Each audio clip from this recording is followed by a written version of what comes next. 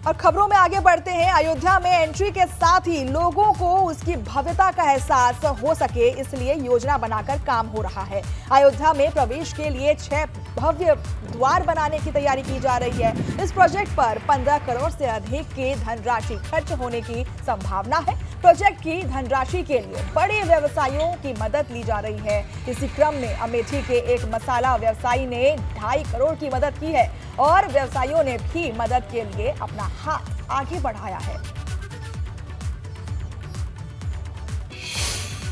अयोध्या में बहुत सारे प्रोजेक्ट्स चल रहे हैं। कुछ हम लोग नई चीज़ें प्रपोज कर रहे हैं और ऐसे बहुत सारे प्राइवेट इंडिविजुअल्स हैं, बिजनेस हाउसेज हैं जो यहाँ पर कंट्रीब्यूट करने के इच्छुक हैं। तो कुछ ऐसे वेलकम गेट्स हैं जो हम लोग बनाने के इच्छुक हैं, जिनकी डिज़ाइन हम लोगों ने एक डिज़ाइन कंपटीशन किया गया था, ग्लोबल डिज़ाइन कंपटीशन हुआ था, उसमें कुछ डिज़ाइंस आई हैं। तो उसमें जो बहुत ही उत्कृष्ट डिज़ाइंस हैं उनको हम लोग एग्जीक्यूट करेंगे ग्राउंड पे। और कुछ ऐसे मॉनसून की पहली ही बारिश ने जालौन में लोगों की मुश्किलें बढ़ा दी हैं। 1 घंटे की मूसलाधार बारिश से शहर में जलभराव हो गया, सड़कें तालाब नजर आने लगी और जिससे राहगीरों की मुश्किलें बढ़ती ही चली गई। लोगों का कहना है कि नगर पालिका ने नालों में साफ सफाई नहीं करवाई थी, जिस वजह से ये समस्या पैदा हुई है। वहीं अगर बात करें नोएडा में, तो नोएडा में बारिश ने अथॉरिटी की तैयारियों की पोल खोल रख दी है। महज कुछ मिनटों की बारिश ने सड़कों पर जलभराव हो गया, जिस वजह से सड़कें तालाब नजर आने लगी। वैसे तो अथॉरिटी की तरफ से पानी की निकासी के इंतजाम को लेकर बड़े बड़े दावे किए जाते हैं, मगर मॉनसून सीजन की पहली ही बारिश ने इन दावों पर सवाल उठा दिए हैं। बद्रीनाथ धाम में खराब मौसम के बावजूद यात्रियों में उत्साह देखने को मिल रहा है। मंदिर के बाहर लगी श्रद्धालुओं की लंबी कतार देखने को मिल रही है। यात्रा शुरू होने के बाद से अब तक 10 लाख यात्री ने दर्शन कर लिए हैं। आप देख सकते हैं, खबरें आ रही हैं कि मौसम खराब चल रहा है, लेकिन यात्रियों के उत्साह में कोई भी कटौती नहीं दिख रही। फिरोजाबाद में दर्दनाक सड़क हादसे में 4 लोगों की मौत हो गई। हादसे में 6 लोग गंभीर रूप से हुए घायल। अस्पताल में भर्ती 2 कारों के बीच आमने सामने की टक्कर से हुआ यह हादसा और पुलिस ने शवों को पोस्टमार्टम के लिए भेज दिया है। अस्पताल आगरा लखनऊ एक्सप्रेस वे पर हुआ यह हादसा। तो हादसे में 6 लोग गंभीर रूप से घायल हुए और 4 लोगों की मौत हो गई। अस्पताल में अभी फिलहाल उनका इलाज चल रहा है। 2 कारों के बीच आमने सामने की टक्कर हुई, जिसकी वजह से आप इन तस्वीरों में देख सकते हैं कि किस तरीके से बुरी हालत में कार्स हैं। इन दोनों कारों की भिड़ंत हुई, जिसके बाद 4 की मौत हो गई और 6 लोग अभी गंभीर रूप से घायल हैं। उन सभी का अभी अस्पताल में इलाज चल रहा है। दर्दनाक हादसा और ये मंजर आपके टीवी स्क्रीन पर।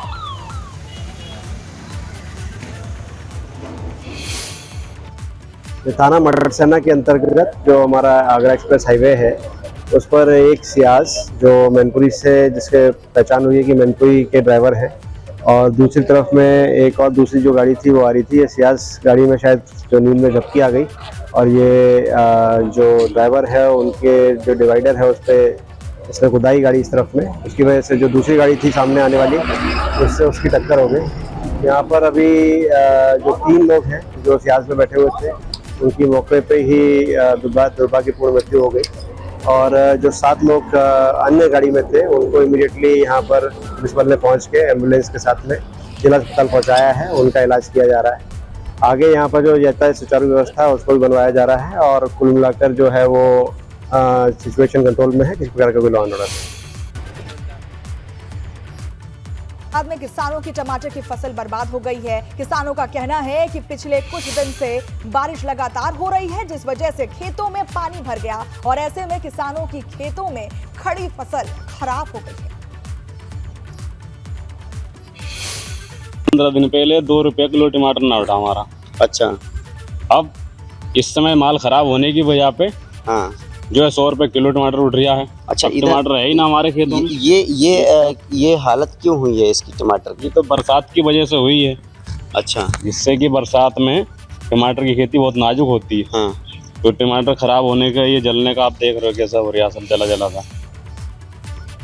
बारिश से टमाटर की फसल को नुकसान पहुंच रहा है। ऐसे में मंडी में टमाटर के दाम बढ़ गए हैं। कुछ दिन पहले तक जहां टमाटर 40 से 50 रुपए किलो हुआ करता था, अब उसकी कीमत 60 से 80 रुपए हो गई है। सिर्फ टमाटर ही नहीं बल्कि रोजमर्रा की बाकी चीजें भी काफी महंगी हो गई हैं।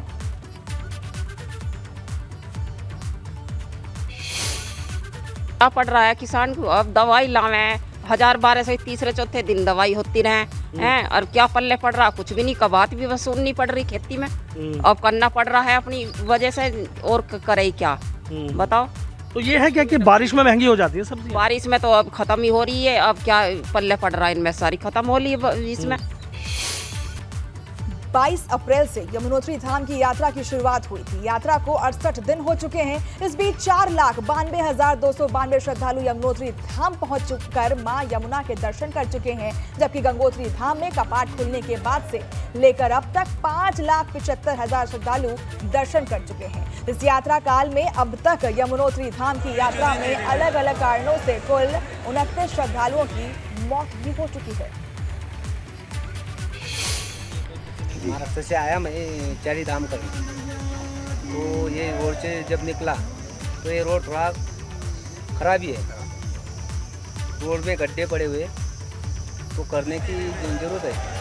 ये अभी जब चार धाम यात्रा की व्यवस्थाएं चल रही थी उस समय भी हमारे द्वारा उनके साथ पत्राचार किया गया था। उसके क्रम में कुछ पैचवर्क आदि NHIDCL द्वारा किया गया, हालांकि वो पर्याप्त नहीं है। उस बारे में मेरे द्वारा लगातार जो GM हैं NHIDCL के, उनको भी बताया गया है कि इसको जल्दी करवाएं, और उनके स्तर से भी आवश्यक पत्राचार किया गया है, और मैं पुनः इसके बारे में कार्रवाई के लिए आवश्यक कर रहा हूँ।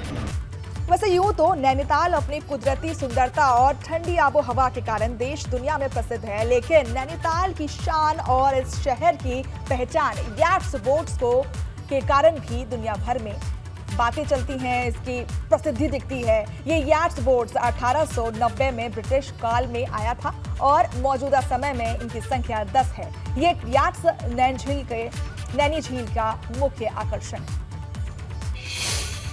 फर्स्ट टाइम है मेरे नैनीताल एंड बहुत मज़ा आया। एडवेंचर है, अलग ही मज़ा है इसका, याद का। कैसा फील हुआ? बहुत मज़ा आया बस। और आज की तारीख में ये है कि अभी 10 बोटें हमारे पास हैं, लेकिन रनिंग में भी 4 बोटें चल रही हैं। और नैनीताल के अंदर ये है कि सब कोई भी आप फ़ोटो देखिए या एल्बम कहीं पर भी देखिए, इसमें याच बोट बहुत शानी यही है नैनीताल की। ये एक तरीके से एडवेंचर में भी अच्छा है।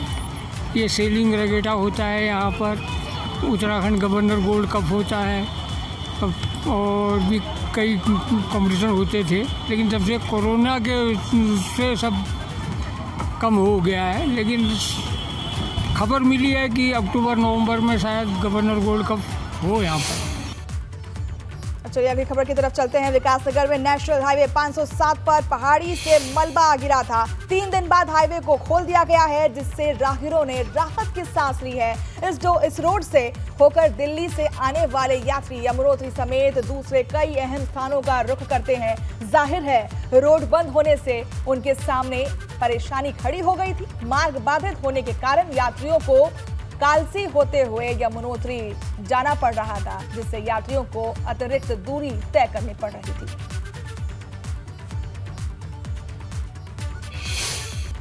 तो वहीं सुल्तानपुर को सांसद मेनका गांधी का तोहफा मिला है। प्रधानमंत्री सड़क योजना के तहत 8 सड़कों का किया गया शिलान्यास। 57.48 करोड़ की लागत से 8 सड़कों का हो रहा है निर्माण। मेनका गांधी ने चौपाल लगाकर सुनी लोगों की समस्याएं और जिला अस्पताल के इमरजेंसी वार्ड का किया औचक निरीक्षण। तो 57.48 करोड़ की लागत से 8 सड़कों का आज से काम शुरू हो गया है। ये बड़ी सौगात मिली है मेनका गांधी की तरफ से। जिला अस्पताल के इमरजेंसी वार्ड का भी औचक निरीक्षण किया उन्होंने और हाल जानने की कोशिश की। जमीनी स्तर पर लोगों की समस्याएं सुनने की कोशिश की। सुल्तानपुर को सांसद मेनका गांधी की सौगात। और इसके साथ ही सुल्तानपुर पहुंची मेनका गांधी ने प्रबुद्धजनों से संवाद कर केंद्र सरकार की 9 साल की उपलब्धियों की जानकारी दी। मेनका गांधी ने कहा कि प्रधानमंत्री मोदी की नीतियों से देश मजबूत हो रहा है। इससे पहले उन्होंने अपने कैंप कार्यालय पर जनता दर्शन कार्यक्रम में लोगों की समस्याएं भी सुनी। बिजली की सारी मुसीबत पर उन्होंने अपना ध्यान लगाया। आपके यहाँ 700 ट्रांसफॉर्मर्स आए हैं जो पूरे उत्तर प्रदेश में सबसे ज्यादा। आपके तारे बदले गए। अब जब आपकी बिजली चली जाती है 1 घंटे के लिए तो मुझे फोन लगाया जाता है कि हमारी बिजली चली गई, हमारी बिजली चली गई। नहीं तो पहले स्थिति क्या थी कि अगर 1 घंटे की बिजली मिले तो हम लोग शुक्र करते थे। मुझे याद है पीलीभीत में 12-12 घंटे के लिए बिजली नहीं मिलती थी और किसी ने शिकायत नहीं करी क्योंकि रिवाज ही ऐसे था। और अब हम लोग बिजली के आदी हो गए, तो बहुत अच्छी बात है।